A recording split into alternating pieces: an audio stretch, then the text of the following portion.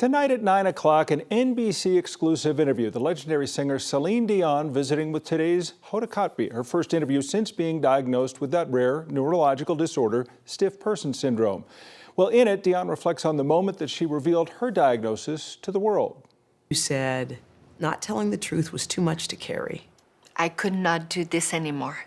What do you want me to say? I have, what? We did not know what was going on. I did not take the time. I should have stopped. Take the time to figure it out. Take the time as well, like it's not enough. Mm-hmm. My husband as well was fighting for his own life. I had to raise my kids. I had to hide. I had to try to be a hero, feeling my body leaving me, holding on to my own dreams. And lying for me was, the burden was like too much. Too much to bear. Lying to the people who got me where I am today. I could not do it anymore. Well, if you've been seeing some of these clips of the interviews with Celine, you better understand her struggle, but you probably don't know that much of her treatment has been here in Colorado in the CU Anschutz Medical Campus. And now we're joined by Dr. Amanda Piquet, who's the director of the Autoimmune Neurology Program at CU, and she's been treating the singer over the past 2 years. Thanks for joining us. Thank you for having me. So most of us had never really heard of stiff person syndrome until Celine Dion went public with that diagnosis. Do you have any idea how she ended up here in Colorado for treatment? Yeah, so stiff person syndrome is a rare autoimmune neurologic disease. There's not a lot of autoimmune neurologic disease programs out there. So there's few of us in the country that specialize in this disease, and it's a tough diagnosis. We are fortunate to have the expertise. I lead the autoimmune program at CU Anschutz, and we made a connection. Wow. Well, when you think about it in these interviews, these clips, I can't wait to see this. When she talks about her voice in particular and parts of her body, and she just said her body was leaving her.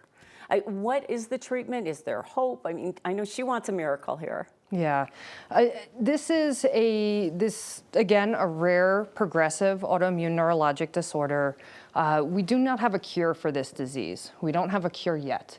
There are treatments, however, much like things like you can think about diabetes, we manage that. We can manage stiff person syndrome. And those treatments include immune therapies as well as symptomatic therapies. How rare is it? Because we know of Celine Dion. Do we know of others? Do you treat others for the same syndrome? Yes, I specialize in this disease. This is my clinical and research interest. I have a population of patients that I see with stiff person syndrome. It's a great question to ask. It's often quoted 1 in a million. However, we had a recent epidemiology project that we did funded by the Rocky Mountain MS Center here in Colorado, where we're looking at about 1 to 2 per 100,000. Wow. And so that is drastically different in terms of numbers, and I think we're just starting to learn so much more. Are there other diseases, other syndromes that are going to benefit from the research you're doing into stiff person syndrome that will channel into those autoimmune problems? Oh, absolutely. So autoimmune neurologic diseases are diseases that we're just starting to learn more about. The first fellowship available in this disease was 2004. The field has exploded. We're learning more and more. And what we learn about stiff person, what we learn about this antibody is going to be helpful in many other autoimmune neurologic diseases. She's doing a tremendous thing by speaking about it. I mean, and putting it out there to the world, but you sense her anxiety and also the fact that she didn't know what was going on and she was almost scared and it took so long to get that diagnosis. Yeah. Unfortunately, this disease is difficult to diagnose, and it is not uncommon for patients to have several years until they get to a diagnosis. Many times it mimics things like multiple sclerosis in men. Sometimes it gets misdiagnosed as Parkinson's disease.